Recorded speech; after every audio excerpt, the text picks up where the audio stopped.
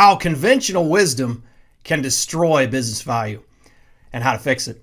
Hi, I'm Josh Horn with Horn Valuation. I help business owners and attorneys with business valuation and building business value. Conventional wisdom tells us a lot of things that should increase the value of our businesses. However, some of the things I see out there are actually unintentionally destroying business value, and I want to bring this to your attention. Now, quickly, just the mathematics of how a business value is calculated are cash flows divided by risk. That's the basic income approach. So if you increase the cash flows of the business and or reduce the risk of the business, you can increase the value of the business. Unfortunately, when I get to especially helping owners plan for their exits, they can get an unwelcome surprise when it's time to show them the value of their business. And a lot of it has to do with the things I'm going to share with you today that conventional wisdom says do this, when in fact actually the path they're following is actually destroying the value of the business or certainly decreasing it. Let's talk about sales. I valued a company about a year ago that by all accounts from the top line sales, it was increasing unbelievably. It was selling a lot more, increasing millions of dollars year over year. And you might think, wow, that should increase the value of that business.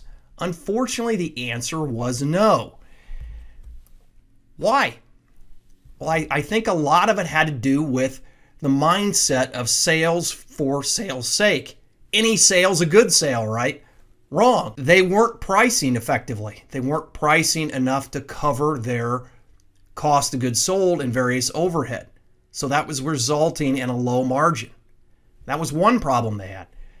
The other problem that they had was that they weren't collecting on the receivables that were due from many of those customers.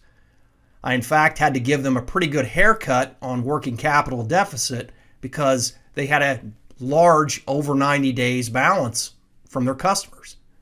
Execution wasn't happening. So sales for sales' sake instead of quality sales wasn't working for that business, and it won't work for you either. What about employees? All employees, we should treat them the same, right?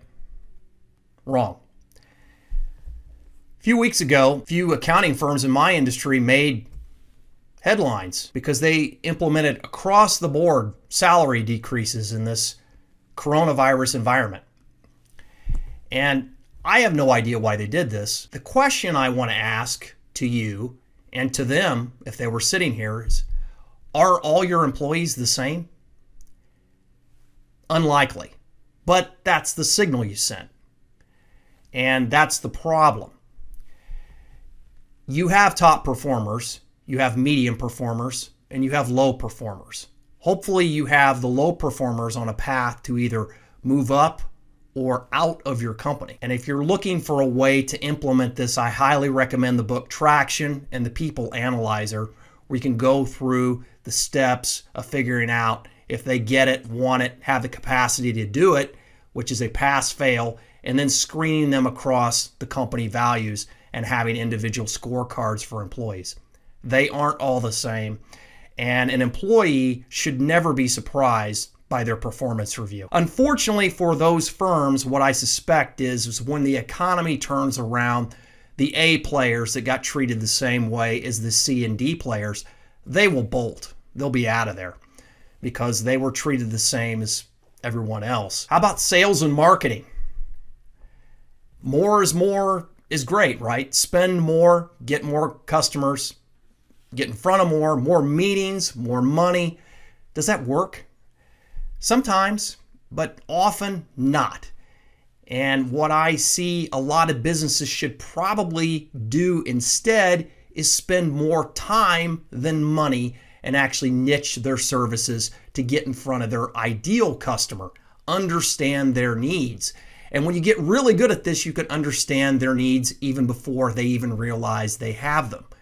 And so because you are actually talking to them, getting a real deep understanding of what they need, you're not just blanketing your message across the whole world and hoping it will land with someone.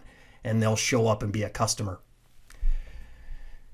These are some of the things that, contrary to popular belief, I think destroy business value and how you can change these in your business. Just a few little mindset changes here can help you increase those cash flows, reduce the risk of your business, and increase the value. This is Josh Horn, CPA of Horn Valuation. Have a great day.